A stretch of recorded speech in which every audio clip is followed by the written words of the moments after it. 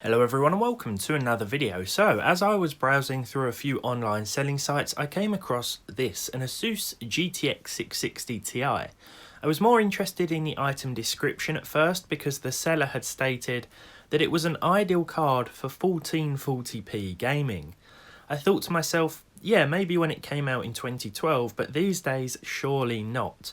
Nonetheless, I questioned the seller, who remained adamant that this was a capable 1440p graphics card that could even handle new games at this resolution.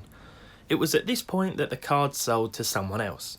Nonetheless, I bought an identical model elsewhere to follow up on these claims. Could the 660 Ti really play games at 2560 by 1440?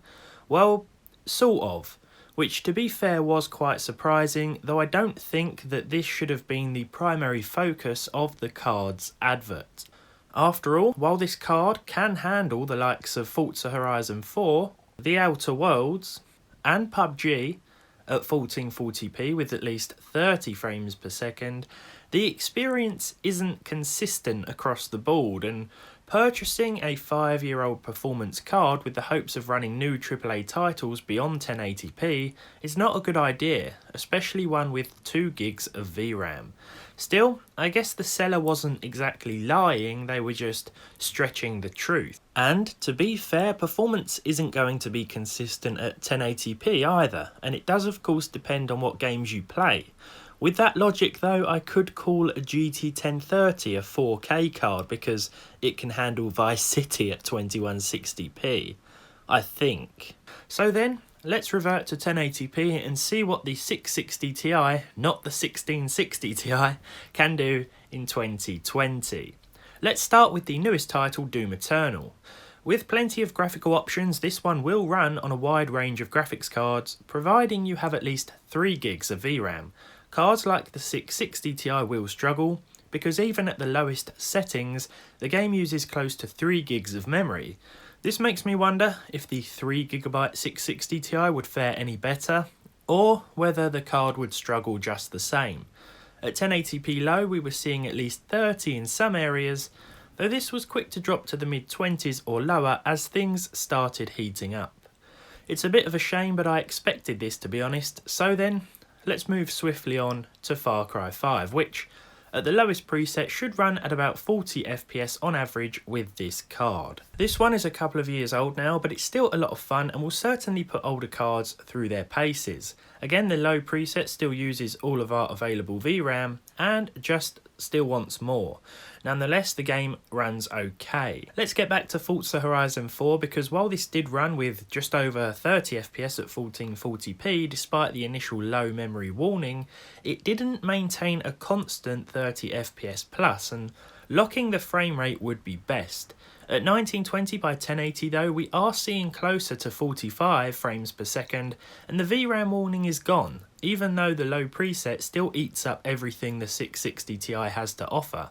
At least here though, we do have a little more room to breathe, and when it comes to races with multiple vehicles involved, this demanding on-screen action won't knock our FPS counter way below 30. So then, GTA 4, one of my favourites in the series. It's old, I know, but it's still quite demanding, though I have found that it tends to work better with older hardware sometimes.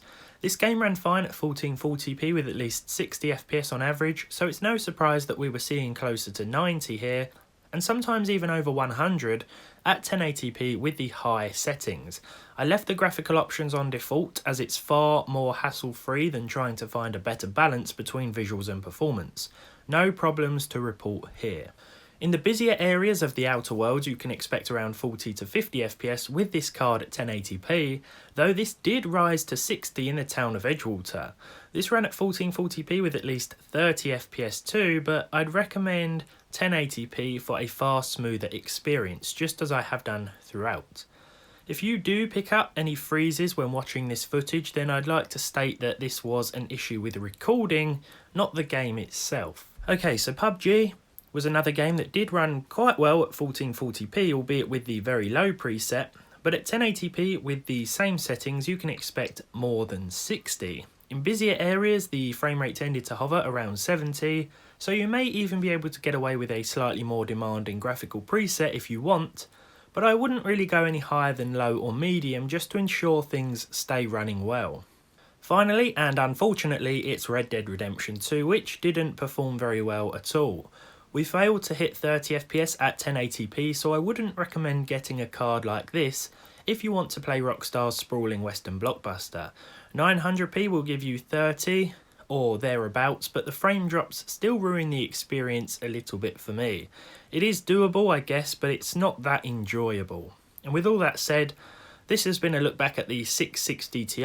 Although the seller of the original card that I was intending to buy wasn't exactly lying when they said it's a capable 1440p GPU, they weren't exactly telling the truth. It can handle a few games at 1440p to my surprise, but 1080p is certainly best for this GPU, and in some cases you're going to want to go even lower than that. But thank you very much for watching. If you enjoyed this video, leave a like on it. Leave a dislike if you didn't. Subscribe to the channel if you haven't done so already, and hopefully I'll see you all in the next one.